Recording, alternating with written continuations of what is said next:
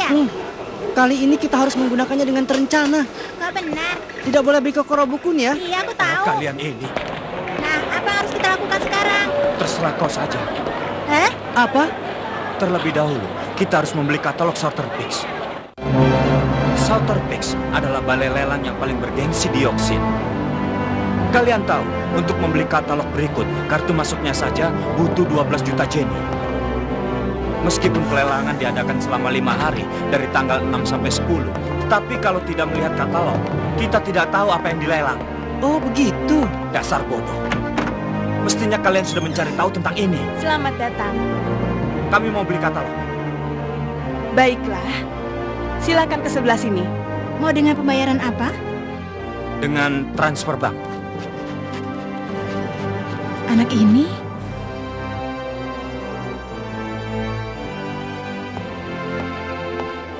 Ini katalognya. Seluruh barang yang dilelang tahun ini tercantum di dalamnya. Tebal sekali. Di katalog ini sekaligus disertakan kartunya. Ini adalah sebagian pengganti tiket masuk. Satu lembar kartu ini bisa digunakan maksimal 5 orang untuk masuk berulang kali selama pelelangan sedang berlangsung. Tetapi hanya ada satu yang diperbolehkan ikut sebagai penawar. Atas nama siapa kalian ikut pelelangan? Atas nama Gonfrix. Great Island. Ya, ini dia. Oh, ini ya? Great Island. Harga pembuka 8,9 miliar. Setelah ini kita harus mengumpulkan sebanyak mungkin. Yang tersisa cuma tinggal 90 juta dan batu berlian. Ini harta terakhir yang kita miliki sekarang. Kita kan masih punya kartu lisensi Rio. Hei,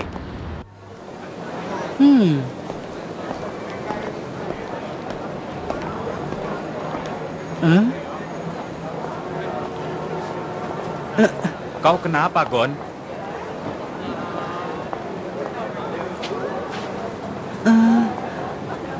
Paman, ini...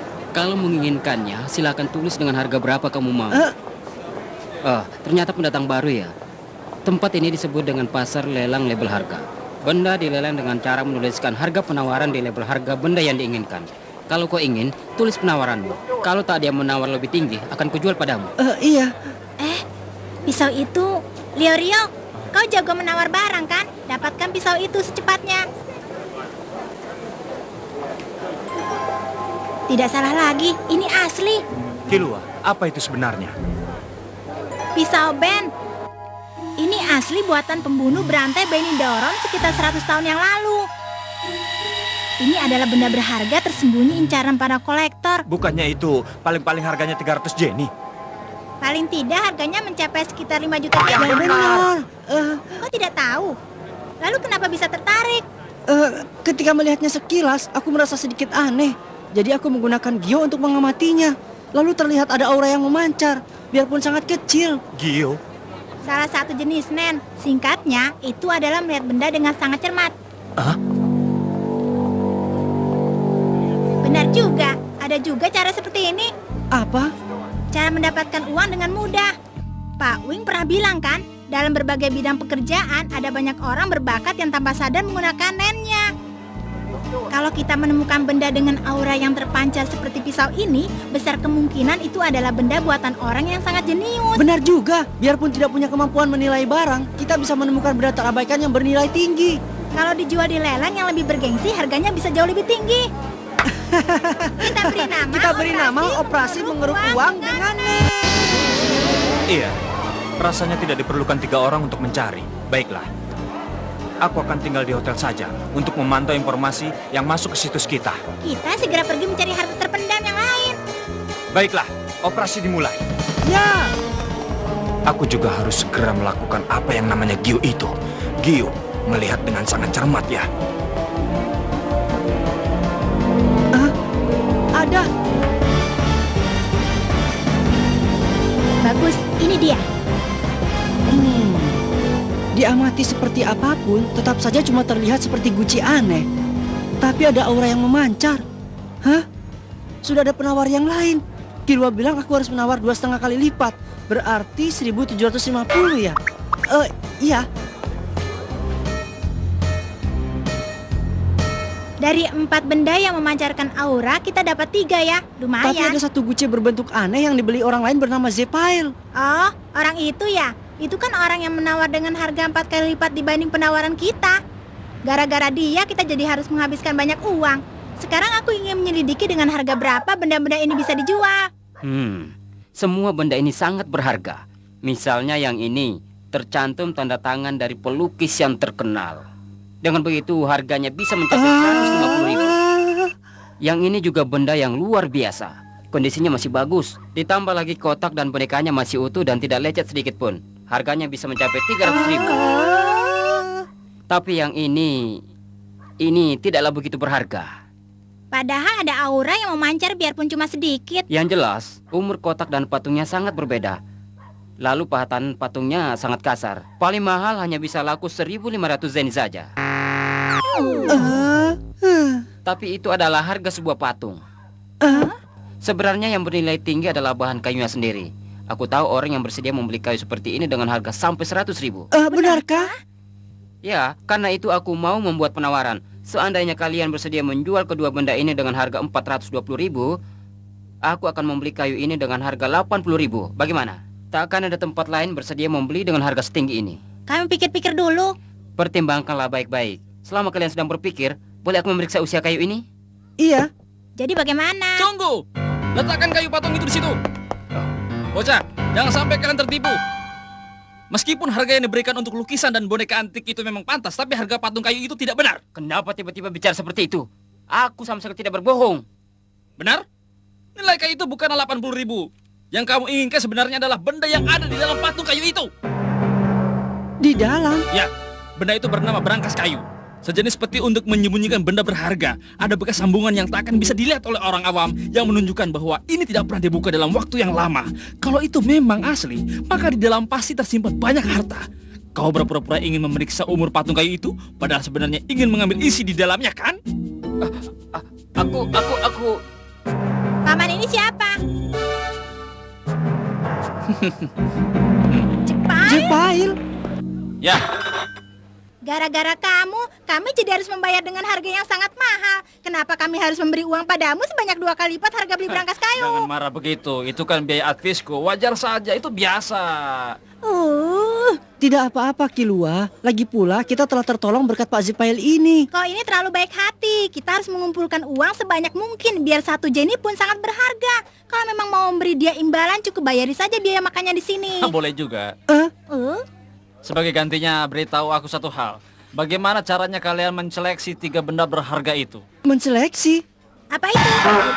Menseleksi saja tidak tahu. Bagaimana caranya kalian bisa memilih benda asal pilih? Kalau memang begitu, bagaimana caranya memilih 3 benda dari sekian banyak toko yang ada? Boleh tidak ya mengatakan yang sebenarnya?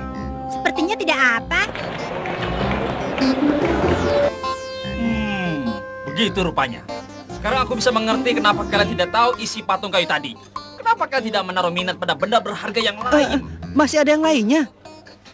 Misalnya jam yang pernah populer atau kartu telepon antik. Ya pendek kata, benda-benda yang bukan buatan tangan. Begitu ya? Lalu, kenapa kalian begitu menginginkan begitu banyak uang? Bukannya kau cuma ingin tanya satu hal saja? Oh, tidak penting. Ayolah, beritahu saya. Kalau begitu gantian ya. Setelah kami menjawab pertanyaanmu, kau harus menjawab juga pertanyaan dari kami. Boleh? Kami ingin membeli suatu benda pada suatu pelelangan. Untuk itu kami butuh uang. Oh, benda apa itu? Sekarang giliran kami. Kalau harta yang ada di dalam berangkas kayu itu dijual, kira-kira laku berapa ya? Tergantung apa isinya. Tapi sekurang-kurangnya kalian bisa dapat 100 juta. Apa? 100 juta? Jadi benda apa yang ingin kalian beli itu? CD game yang berjudul Great Island. Oh, game yang luar biasa mahal itu. Guci aneh punya paman itu kira-kira bisa terjual dengan harga berapa? Ah, itu cuma barang rongsokan. Nyaris sama sekali tidak berharga. Lalu, kenapa kalian menginginkan game semahal itu? Ada alasannya? Aku sedang mencari ayahku. Dan sepertinya di game itu terdapat suatu petunjuk. Petunjuk? Sekarang giliran kami. Kenapa kau memilih Guci itu? Kalau dijual bisa laku 100 juta kan? Padahal dari tadi kau bersaing penawaran dengan kami. Tapi kau malah memilih Guci rongsokan itu. Bukannya berangkas kayu yang nilainya paling tinggi. Pasti ada suatu alasan kan?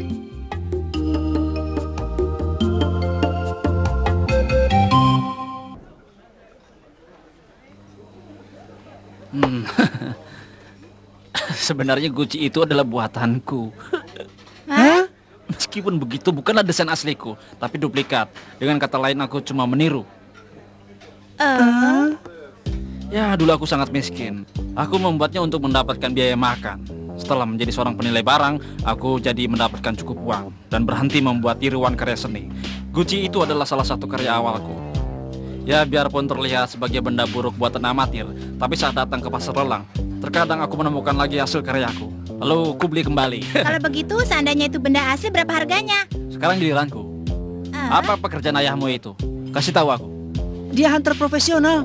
Oh, di antara penjual barang antik juga ada beberapa orang namanya hunter. Kalau asli, berapa harganya? Benda yang asli pun paling harganya cuma 40-50 ribu. Hunter profesional, itu kan pekerjaan yang harus berkeliling dunia. Apa tidak mustahil bagi anak kecil sepertimu untuk mencarinya?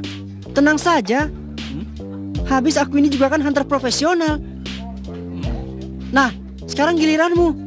Oh, baiklah. Pertanyaan terakhir. Apa ada hal yang bisa kulakukan untuk membantumu? Kalau ingin mengumpulkan uang dari pelelangan, bagaimanapun juga kalian membutuhkan seorang penilai barang. Dibandingkan kalau hanya kalian sendiri yang melakukannya. Ya, ongkos kerjanya kalian saja yang menentukan. Bagaimana? Kalau begitu, kami juga punya satu pertanyaan yang terakhir. Kenapa kau jadi bermaksud untuk membantu kami? Itu karena menilai barang adalah pekerjaanku. Bukan cuma basa-basi. Sejujurnya aku merasa senang. Aku sungguh senang karena ada orang yang bersedia menawar benda rongsokan seperti ini padaku. Itu sama sekali bukan rongsokan. Untuk bisa memasukkan aura ke dalamnya, dibutuhkan kekuatan konsentrasi yang luar biasa dan latihan yang sangat panjang. Hanya dengan melihatnya saja, aku bisa tahu bahwa guci itu dibuat dengan mencurahkan segenap perasaan. Tanpa menguasai Nen, Pak Jepail bisa melakukannya. Itu kemampuan yang luar biasa. Ini bukan barang rongsokan. Sepertinya penilaianku tidaklah salah. Setelah melakukan pekerjaan ini sekian lama, aku jadi bisa banyak menilai orang. Sebagai penilai barang, aku merasa ingin bekerja sama dengan kalian. Itulah jawabanku yang sebenarnya. Dengan jujur aku berkata. Bagaimana jawaban kalian yang sebenarnya? Mohon bantuanmu. Masalah bayarannya, kita lihat dulu hasil kerjamu.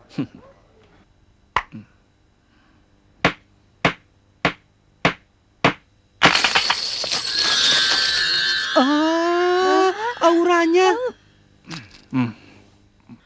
Tidak salah lagi, ini asli. Sekurang-kurangnya semua bernilai 300 juta yen. Sudah kuputuskan, kita jual semua ini di pelelangan. Tidak bisa. Paling-paling baru akan dijual dalam pelelangan tahun depan. Kalian tidak akan bisa mendapatkan uang untuk pelelangan 3 hari lagi. Karena itu aku bermaksud untuk menjualnya ke pasar antik saja. Pasar antik? Itu adalah pasar bagi kalangan penjual barang antik. Di situ terkumpul benda-benda yang tak sempat dijual ke pelelangan. Dan harganya cuma ditentukan berdasarkan penilaian. Tapi kalau langsung dijual, menentukan harganya akan sulit. Berangkas kayu ya. Bahan perekat dan sambungannya benar-benar asli. Tak ada tanda-tanda kalau ini perekat yang asli. Banyak sekali peminatnya ya. Tidak apa-apa. Masalahnya adalah setelah ini. Nilai benda ini pasti cukup tinggi. Apa benar? Hanya karena berangkas kayunya asli, belum berarti benda di dalamnya benda asli juga. Masalah dimulai. Berangkas kayu bisa mengecoh penilaian. Kayu itu pun belum tentu sudah dipahat sejak 300 tahun yang lalu. Tentu saja permata-permata yang ada di dalamnya belum pasti adalah benda antik yang asli. Benda itu harus dinilai dengan penuh kewaspadaan. Yang benar sekali. Apa sebenarnya yang mereka bicarakan? Dia usaha menjatuhkan barang kita. Dengan kata lain dia menjelek-jelekan barang kita. Seandainya tempat kayunya asli, ada kemungkinan benda di dalamnya sudah ditukar. Cara seperti ini disebut juga trik penukaran. Atau mungkin juga semuanya itu palsu. Oh, begitu ya? Kenapa kau malah kagum? Apa dia tidak perlu dihentikan? Memang caranya tidak bisa dipuji. Tapi kita masih belum mau menjualnya. Wajar saja kalau mereka berusaha membeli dengan harga murah. Tapi mungkin sudah waktunya aku harus menghentikannya. Biarpun kayunya memang asli, tapi mungkin saja pahatannya masih baru. Ini disebut juga dengan trik pahatan Tunggu baru. dulu. Jelas sekali kalau ini bukan trik pahatan baru. Sudah jelas bahan perekat yang ada di sambung itu memang benar-benar dari masa itu. Siapa kau? Aku adalah penilai barang yang dipekerjakan oleh pemilik benda itu. Dengan mempertaruhkan mataku, aku bisa bilang kalau itu benda asli dan tidak pernah dibuka sebelumnya. Apa benar? Bahan perekat dari masa itu bila dipanaskan maka daya rekatnya akan kembali. Dengan memanfaatkan itu, kayu yang sudah pernah dibuka bisa ditutup lagi dan terlihat seperti tak pernah dibuka sebelumnya. Orang ini tahu banyak. Biarpun cara ini bisa digunakan untuk menilai satu barang, tapi bisa juga dimanfaatkan untuk menipu. Kalau sampai terkena tipuan ini, hanya dengan melihat saja tak akan ketahuan. Itu tidak benar. Kalau benar sudah dilakukan taktik pemanasan perekat, di permukaan sambungan akan ada bekas terbakar dan juga akan terjadi sedikit perubahan warna pada bahan perekatnya. Tapi di kayu ini sama sekali tidak terlihat. Ini benar-benar asli. Tapi untuk bisa mengetahui perbedaan warna yang sangat sedikit itu, yang bisa diandalkan hanyalah mata. Bahkan seorang profesional pun sulit untuk melakukannya. Cara itu tak bisa diharapkan. Wah, Sudah aku bilang jangan kagum begitu. Apa ada sertifikat asli mengenai keasliannya? Tidak. Kalau hanya dari penilaian penjualannya saja, mana mungkin bisa dipercaya? Kenapa tidak dibuat sertifikat keasliannya? Karena membuat sertifikat itu makan banyak waktu. Alasannya karena kami tidak mau ketinggalan dalam pelelangan tahun ini. Apa benar begitu? Kalau cuma kita saja, tak akan bisa menilainya. Gawat, mereka mulai ragu-ragu. Paman, selain trik pemanasan perekat, apa ada hal yang lain? Apa? Gon, mereka menjelekkan barang dagangan kita. Kenapa kau bisa sesantai itu? Memang kenapa? Ini kan menarik, seperti membongkar trik sulap saja. Ah, Bocah, apa ini adalah benda milikmu? Iya, ayo beritahu trik yang lainnya, Pak. Ada juga namanya trik buka. Trik bukaan. Itu artinya berangkas kayu asli yang sudah dibuka dipajang bersama dengan permata yang isinya sudah ditukar terlebih dahulu dengan permata palsu murahan. Karena berangkas kayu aslinya, maka orang jadi tidak bisa memperhatikan lagi keaslian permata isinya. Jadi mungkin saja ini menggunakan trik bukaan ya? Iya, begitulah. Kalau trik rekat ulang bagaimana? Yang namanya trik rekat ulang itu adalah... sekarang aku sedikit mengerti kenapa aku tertarik pada anak ini. Dia sama sekali tidak terpaku pada perbedaan baik atau buruk. Saat aku mengaku bahwa aku dulu pemalsu benda seni, dia sama sekali tidak memandang rendah. Begitu juga sekarang. Dia sama sekali tidak merasakan kalau orang itu sedang melakukan suatu keburukan atau kejahatan. Yang dia rasakan hanya satu, yaitu keingintahuan yang sederhana. Karena itulah dia selalu membuka hati pada satu hal yang dianggapnya hebat tanpa memilah-milah. Dia sungguh berbahaya. Anak yang sungguh unik, tidak bisa diukur dengan penilaian biasa. Hei, yang lainnya lagi apa? Kau itu sudah cukup kan?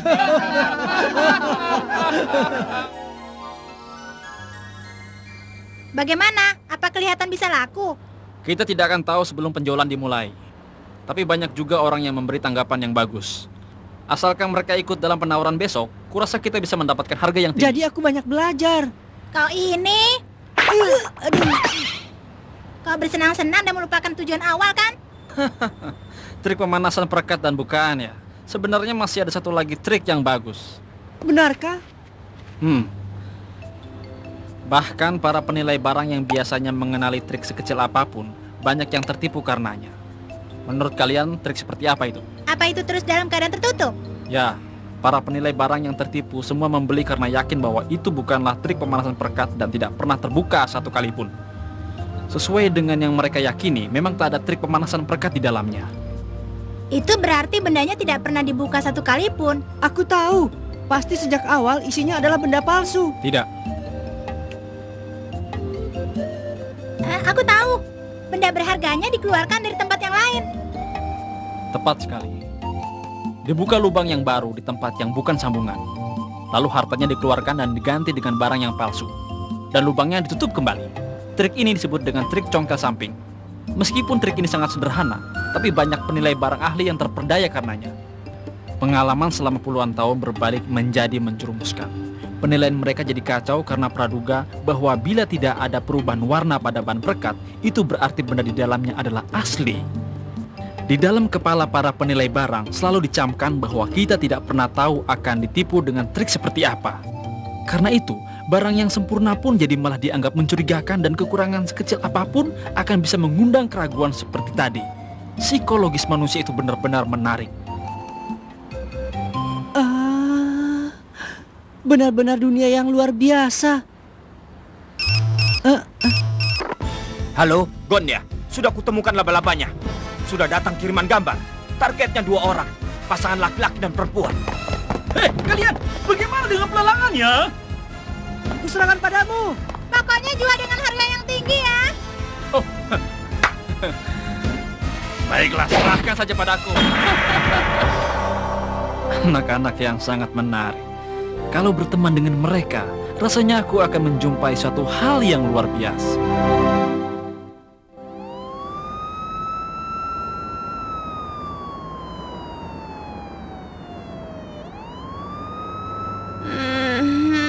Umiku. Hei, ayo main kartu. Giliranku dulu ya. Biar aku yang mengocok kartunya ya. Ayo cepat bagikan saja. Baik, silakan mulai. Wah, kartuku bagus.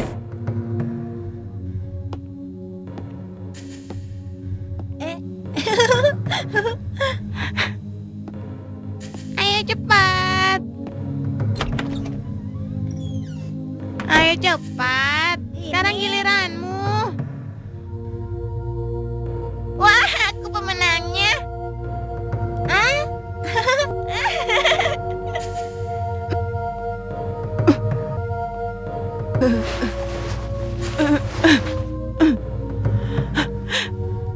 Aku haus. Tolong ambilkan minum. Baik, aku ambilkan.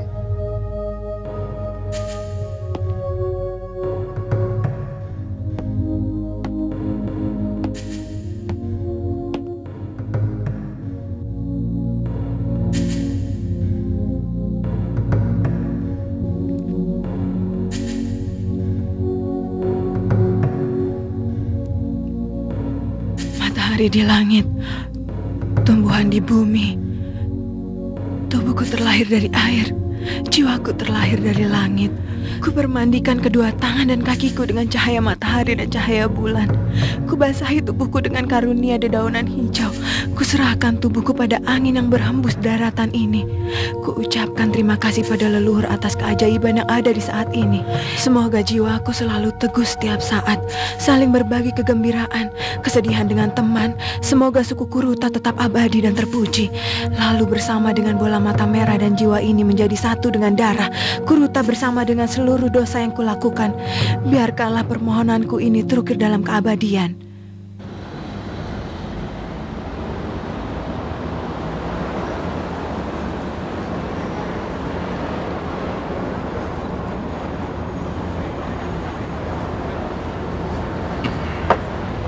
Apakah Ubu? Dia benar-benar sudah terbunuh.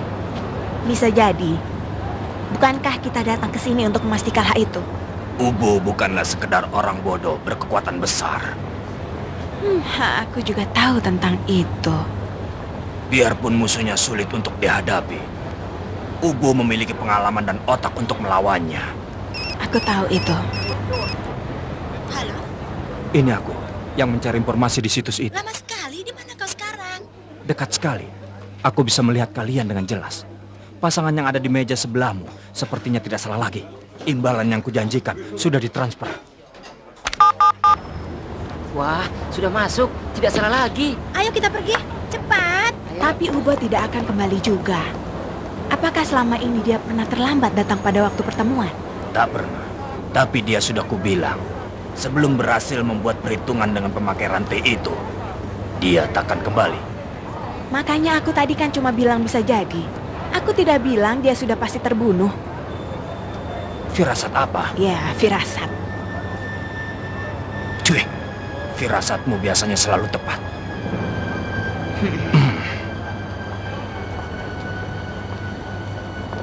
Akan kucari dan kuhabisi dia. Nah, permasalahannya adalah sekarang, bagaimana caranya kita menangkap mereka berdua? Itu mustahil. Hmm? Mereka bukanlah lawan yang bisa kita tandingi. Apa? Kenapa sekarang tiba-tiba kau bicara begitu? Jangan berisik, nanti ketahuan. Gon, katakan sesuatu padanya. Menurutku mereka juga berbahaya. Apa? Aku kira bisa melakukannya, tapi setelah melihat orangnya, ternyata dugaanku salah. Aku tahu, mulanya aku mengira pasti ada cara karena sudah 3 tahun berlalu sejak ayahku menceritakan hal itu. Memangnya sehebat itu ya? Coba dimisalkan ada 2 orang Hyosoke yang duduk di situ. Apa kau mengerti?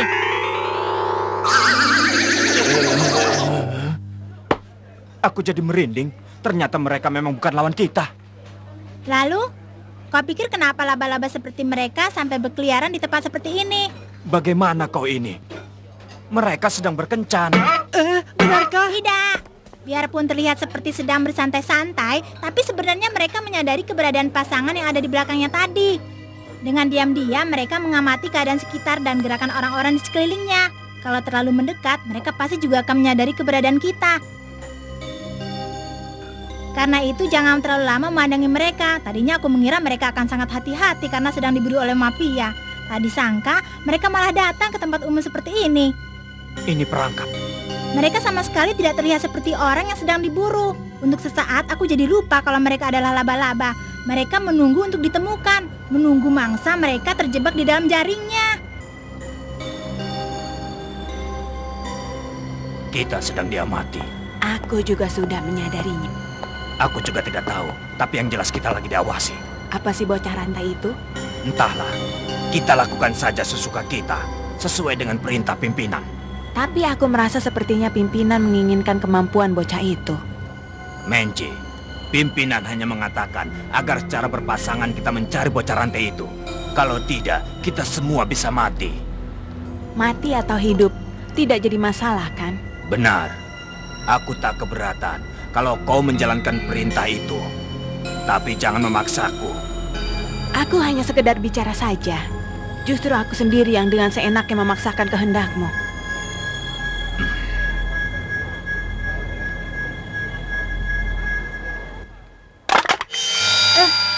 Suasananya berubah. Rasanya sungguh menyesakan dan terasa begitu kuat. Jangan-jangan ketahuan. Tenang saja, kita belum ketahuan. Bagaimana kau bisa tahu? Apalagi berbeda dengan kalian. Aku ini kan tidak bisa apa-apa. Kalau sekarang tiba-tiba melakukan hal seperti itu di sini, nanti malah terlihat tidak wajar. Lagi pula mereka tidak melacak dengan cara itu. Mereka berusaha mencari keganjilan dengan cara mengamati ekspresi dan gelagat orang-orang yang ada di sekitar sini. Karena itu wajah kalian berdua sekarang justru bisa bikin gawat. Bersikaplah dengan lebih santai dan alami ya. Santai. Apa katamu? Alami? Maaf ya, aku yang salah. Mari kita tentukan. Di sini mau membawanya hidup-hidup atau dalam keadaan mati. Baiklah.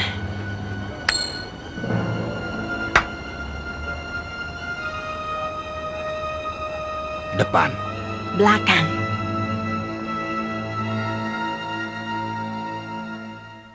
Kalian telah menjaga putriku dengan baik di tengah kekacauan yang tak terduga seperti ini.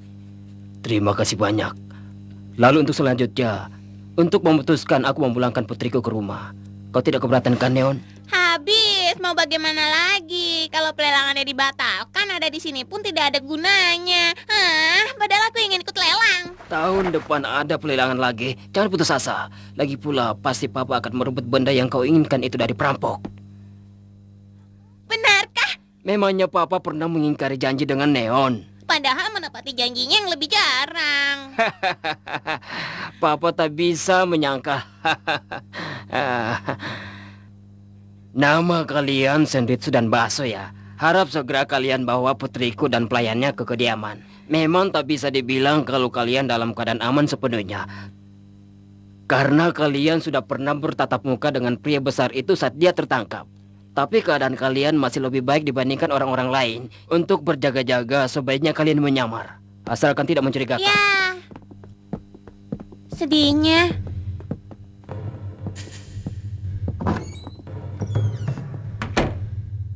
Nah, sekarang kita memasuki pokok permasalahan. Tampaknya pelelangan akan diadakan lagi sesuai dengan rencana. Jam dan tempatnya juga sama. Itu karena komunitas pasti tak ingin diremehkan biar siapapun lawannya. 10 Godfather juga berkata pasti akan merebut kembali benda yang telah dicurinya. Tunggu dulu. Bukankah benda pelelangan tidak dicuri? Karena satu orang Inju telah mendahului sebelum Ryodan memulai perampokan. Seluruh Inju telah dimusnahkan. Tampaknya 9 mayat diantaranya telah ditemukan. Yang tidak ditemukan hanyalah pria bernama Fukuro yang menjadi penanggung jawab dalam pengangkutan benda-benda pelelangan. Kemudian dia dan benda pelelangan telah dibawa ke Ryodan. 10 Godfather juga mengetahui betapa mengerikan kekuatan Nen. Apabila ada satu anggota Ryodan yang memiliki kemampuan untuk membuat orang mengaku, maka dia tidak perlu lagi diinterogasi, mengerti? Mereka menganggap benda pelelangan telah diserahkan pada Ryodan. Dengan pemusnah Inju, 10 Godfather telah meminta bantuan profesional untuk menghabisi Ryodan. Profesional.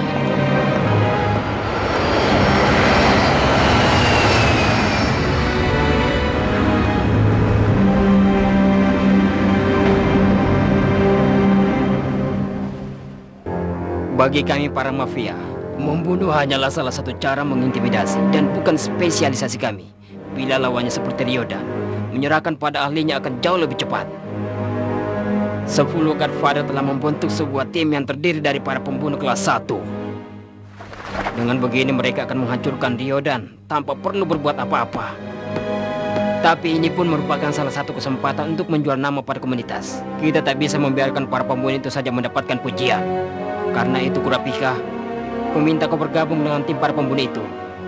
Yang sanggup mengimbangi mereka hanya kau seorang. Kau bersedia?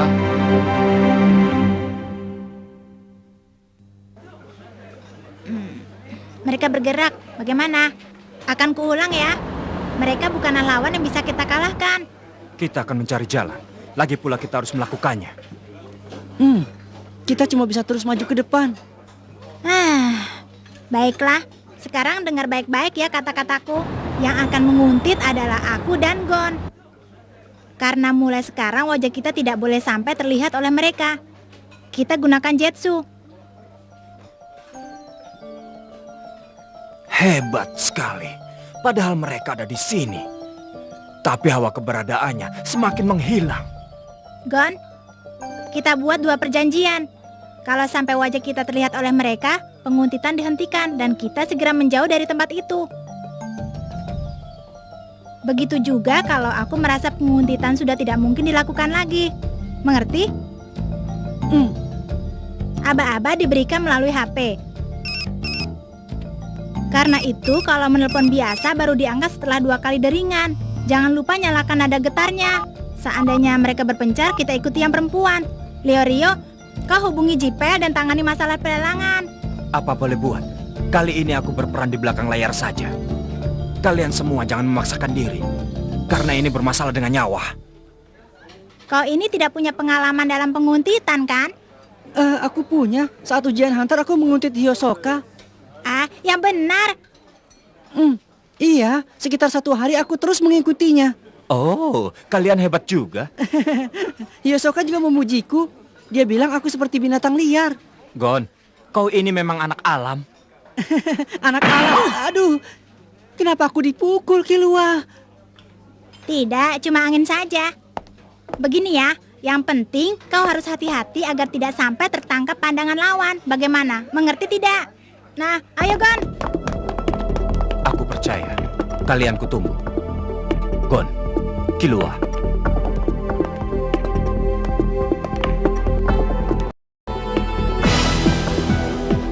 Target baru saja meninggalkan alun-alun dan memasuki jalan kecil. Oke, aku mengerti. Tidak ketahuan kan? Tenang saja. Asalkan memakai jetsu, kita tidak akan bisa ditemukan dengan mudah. Tapi karena dari tadi mereka sudah menyadari kalau sedang dikuntit, kita tidak boleh lengah. Tidak akan. Oh, dasar. Santai sekali dia. Padahal kalau sampai ketahuan semuanya akan berakhir. Kami harus memperhatikan gerakan mereka sekecil apapun. Tidak ada waktu untuk bersantai. Tapi tenang saja. Mereka belum menyadari keberadaan kami. Kalau itu terjadi, pasti akan terjadi sesuatu perubahan dalam gelagat mereka. Biar bagaimanapun hebatnya mereka, biar manusia seperti apapun, mereka pasti tidak akan bisa menyembunyikan perubahan ekspresi mereka. Tentu saja itu hanya terjadi dalam sepersekian detik. Pengamatan dan pengalaman tidak cukup untuk mendeteksi perubahan itu. Tapi aku telah diajari untuk menguntit sejak usia 3 tahun. Dengan pertaruhan nyawaku, aku tidak boleh sampai melepaskan perhatianku sedikit pun.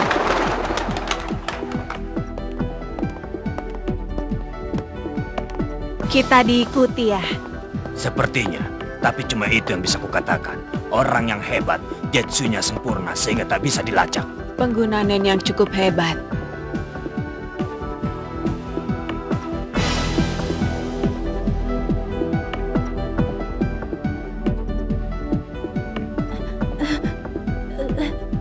Gawat, mereka makin memasuki daerah yang sepi. Mungkin sudah ketahuan kalau kami sedang mengikuti mereka. Kalau benar begitu, apakah ini jebakan? Tidak. Mereka pasti belum bisa mengetahui posisiku. Ataukah kami belum ketahuan dan mereka sedang menuju ke tempat persembunyiannya? Kalau itu benar penguntitan ini sukses besar. Yang mana ya? Jebakan ataukah ke tempat persembunyian? Kalau ini jebakan, aku harus segera kabur. Tapi tidak ada keanehan dalam tingkah laku mereka.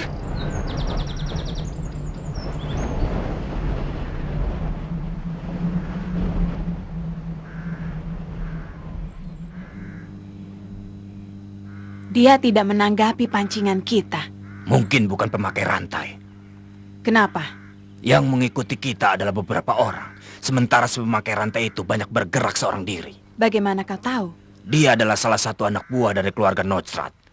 Meskipun begitu, tampaknya dia menghadapi Ubus sendiri. Aku bisa mengatakan itu karena pihak mafia sama sekali tidak bergerak. Seandainya hal ini ada sangkut pautnya dengan mafia, pasti saat ini mereka telah mengumumkan bahwa Ubus sedang dalam genggaman mereka. Itu sebagian balasan karena kita telah mencoreng muka komisaris.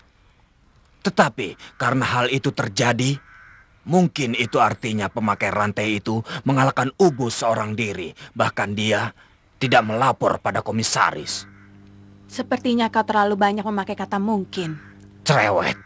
Rasanya orang yang bermaksud balas dendam hingga tak mau melibatkan mafia tidak mungkin akan bekerja sama dengan orang lain. Karena itu, pemakai rantai itu beraksi seorang diri dan dia bukanlah orang yang sedang menguntit. Sepertinya teorimu itu terlalu meragukan. Kalau begitu, bagaimana menurutmu? Bagaimana ya? Menurutku, orang yang sedang menguntit kita sekarang mempunyai hubungan dengan pemakai rantai. Lagi-lagi firasat. Ya, firasat. Yang benar saja. Aku tidak ingin dicela oleh orang yang hanya bisa mengandalkan firasat saja. Kilua, bagaimana? Kalau tidak sedang mau bertemu dengan temannya, mungkin mereka sedang memancing kita. Memancing kita? Jangan-jangan penguntitan kita sudah terbongkar.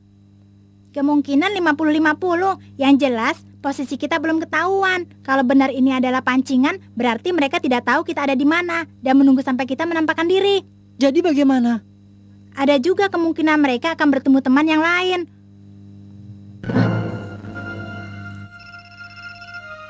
Gon, putus dulu teleponnya.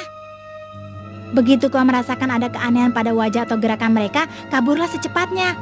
Kalau aku membunyikan telepon satu deringan, kita segera pergi ya. Ini Nobunaga. Oh, ada apa? Aku ingin tahu bagaimana keadaan dia di sana sekarang. Sekarang kami sedang dikuntit. Tapi orangnya tidak muncul juga. Posisinya juga belum bisa diketahui. Sepertinya ini akan lama. Susah juga kalau begitu. Bagaimana kalau aku memberitahumu informasi yang bagus? Informasi bagus? Apa maksudmu?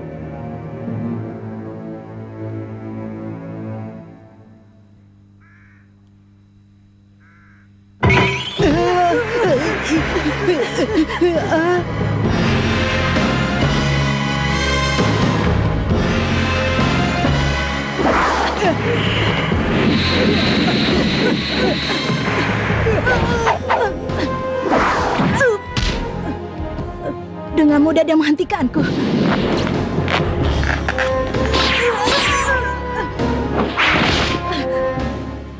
Hai Frank, kenapa kau hari ini ada di sini? Bukannya kau sedang pergi bersama dengan pimpinan?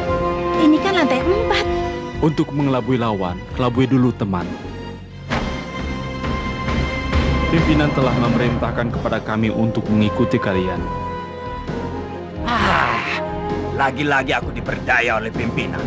Karena itu, aku heran kenapa ada banyak sekali orang yang menggunakan Setsui tadi. Penguntitan bertingkat. Jadi sebenarnya si jenggot dan wanita itu tidak mengetahui keberadaan kami. Wah, gawat. Nah, anak kecil, ada beberapa hal yang ingin kukatakan padamu.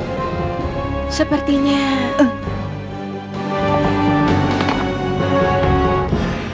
kita telah menangkap ekor si pemakai rantai.